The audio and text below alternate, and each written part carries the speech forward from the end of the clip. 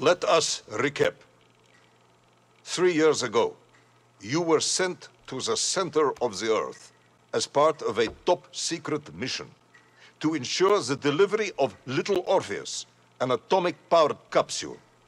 You promptly vanished until you casually wandered up to Molodiyozhnaya station 3 years later, claiming to have saved the world, but lost Little Orpheus in the process. Is this Yes, General, it is, but...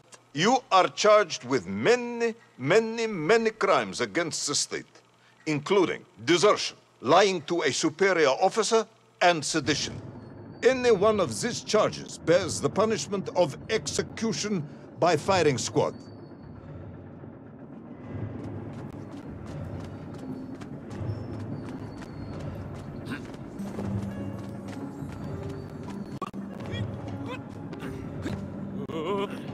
General, you must be reasonable. I did my best. It's all true, I swear. I swear upon the lives of my family. Oh, do you? Auntie Marcia and Uncle Vanya, the traveling tinker and the pig dentist, or perhaps Cousin Pavel, the criminal mastermind with the unhealthy taste for eggs. How stupid do you think I am, Comrade Pivalov?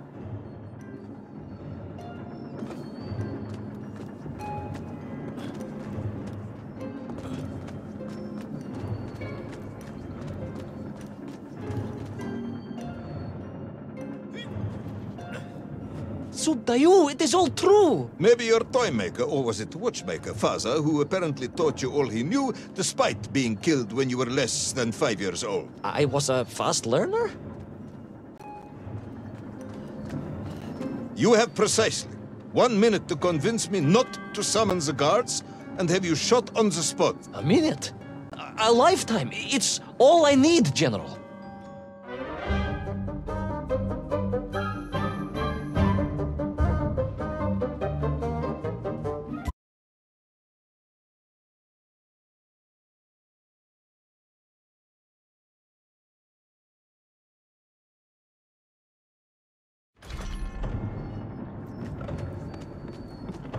I was astounded. My father, I told you, I think I told you, he was a toy maker, and he often played with clockwork parts. Tavarish. But this made all those childhood wonders pale into insignificance. And it was fortunate indeed that my uncle... Vanya, the pig dentist? No, my other uncle, Sasha, had taken me mountaineering in the Urals during my childhood, for it was only by scaling these giant mechanical parts that I would reach Little Orpheus. Yes, I had been thinking that it seems awfully convenient that you were such an accomplished climber. I don't, however, recall any mention of this Uncle Sasha in your file. He was a very private He was man. a very unlikely man. That was Uncle Sasha's blessing and his curse.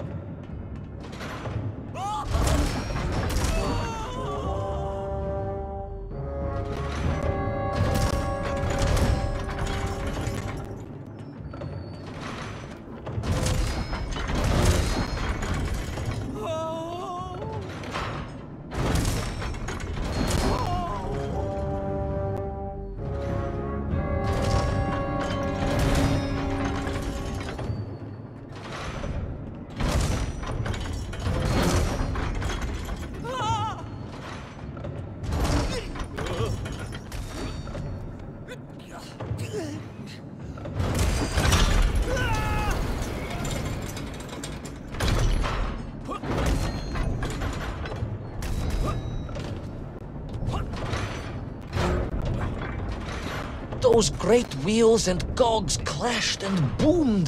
The vast hands of all time crunching forever and ever around. Ivan Ivanovich. Pendulums and springs and great big wheels and tiny little wheels. Tavarish Privalov, stop! Though at least the Myenk were not here, especially as they seemed to infest the world below the surface. Myenk, Myenk everywhere. Myenk, Myenk, Myenk. Many Myenk. Myenk for plenty. Myenk. You are babbling. Comrade, enough.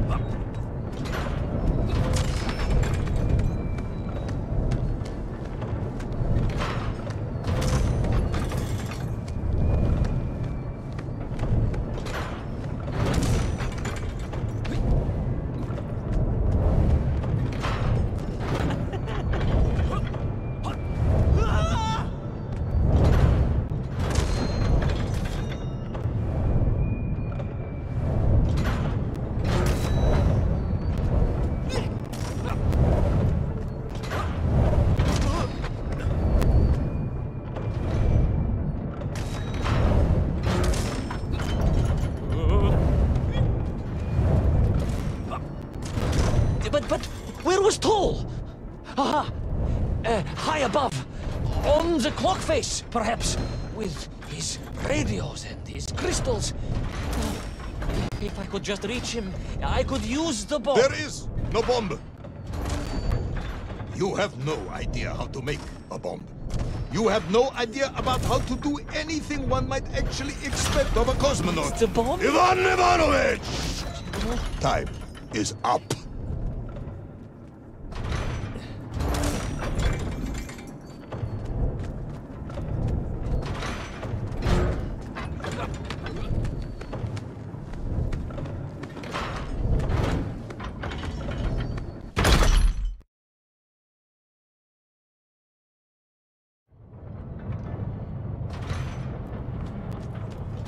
Stop talking, Tavarish. You don't know what happens next. It is obvious. You've done very well. I applaud you for your efforts and your story. It is a wonderful tale, Comrade Privalov. I have enjoyed it immensely. But every story needs an ending. And it is clear yours does not have one. I just need more time. I think that even... I just need more time. I think that even if I gave you all the time in the world, it would not be enough. No, General. I can do this. That is, I remember what happens next. I just need to catch my breath and compose myself. We both know how this story ends, comrade. But Little Orpheus, you haven't heard what happened. We will find out soon enough. You will be executed, and another expedition will be sent. No, you cannot. You cannot. We must never go back. You don't understand.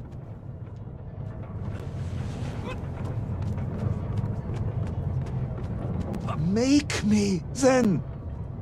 Make me understand. I am a kind man, although you may not believe this. I do not want to have you shot. So help me. Make me understand. Tell me what happened to Little Orpheus.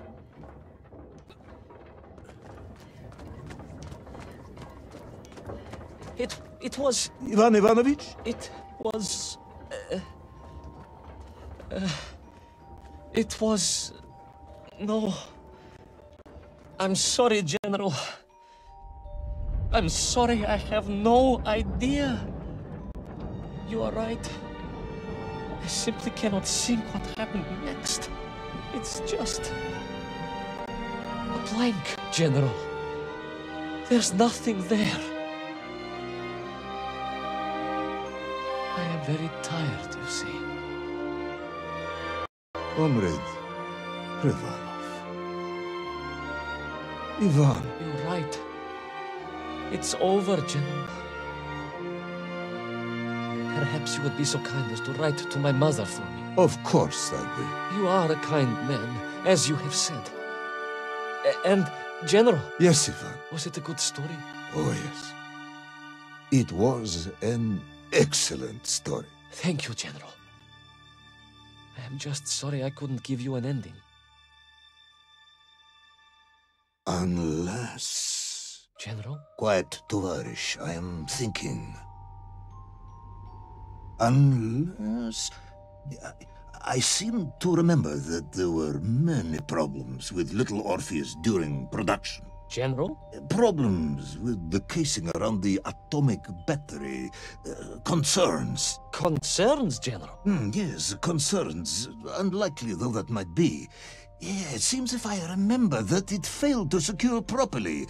A sharp blow could spring the hatch and expose the fragile casing of the bomb to any would-be vandal.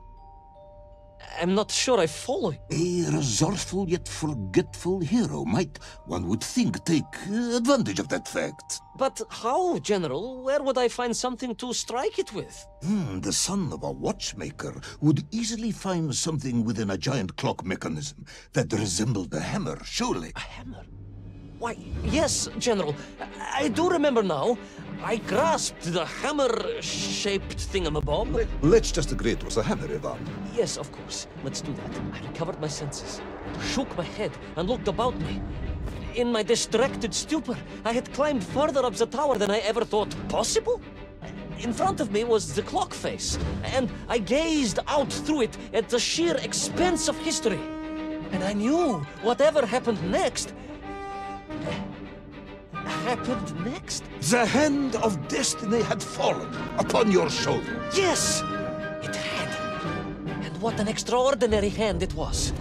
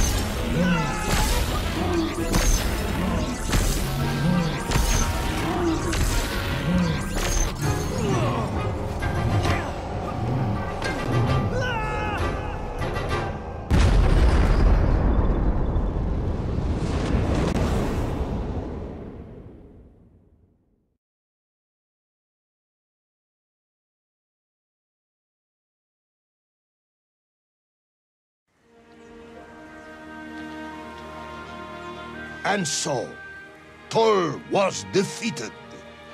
Little Orpheus destroyed, the bomb lost forever. Not just that, General. In that moment, time sprang back to its proper shape, and I found myself once more in Plutonia, the start of my journey. But the wound in the interior sky was gone. The drill was gone. It was as if I had never been here. And they were nymph, free and happy, without the tyranny of Toll, free to pursue their simple lives. But we can never go back? Never, General. One drill, one metal sphere, one lone cosmonaut was nearly enough to destroy time and unleash the tyrant Toll upon our world. Who would think an innocuous beeping radio housed in a ball of metal could change the world so dramatically? Who indeed? But tell me, what of you? And what of your return to the service? I stayed amongst the Mienk for as long as I could. But I came to realize they had begun to worship me as a king. No, General. I am a good socialist and could not allow this workers' paradise to become corrupted. And so I left that wonderful land for the last time. And then? And then I walked. For 2 years I wandered, always looking for a way home, through lands and worlds almost beyond imagination. Until one day I emerged, blinking into sunlight, and realized I was home. Until one day I emerged, just like that? You just found your way back to the surface? Well, General, it was a little more complicated than that. There were great obstacles to overcome, and terrible challenges to face, and incredible lands to explore. Enough, Ivan. Little Orpheus is lost forever. The interior is sealed. You have returned with a story of socialism, triumphing over incredible odds. It is, as I said, enough for one night. Enough for my report, at least. General, if I may... Comrade Ivan Ivanovich Privalov, you are found guilty of all charges brought against you and sentenced to execution by firing squad.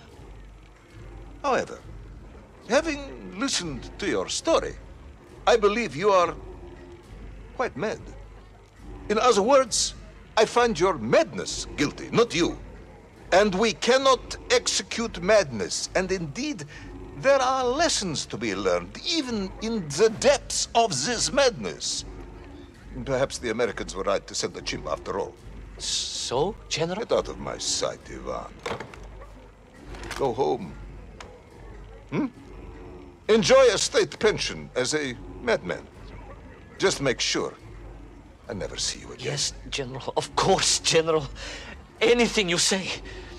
I shall be small and quiet and live a life without excitement and... Out! Until one day I just emerged. Oh,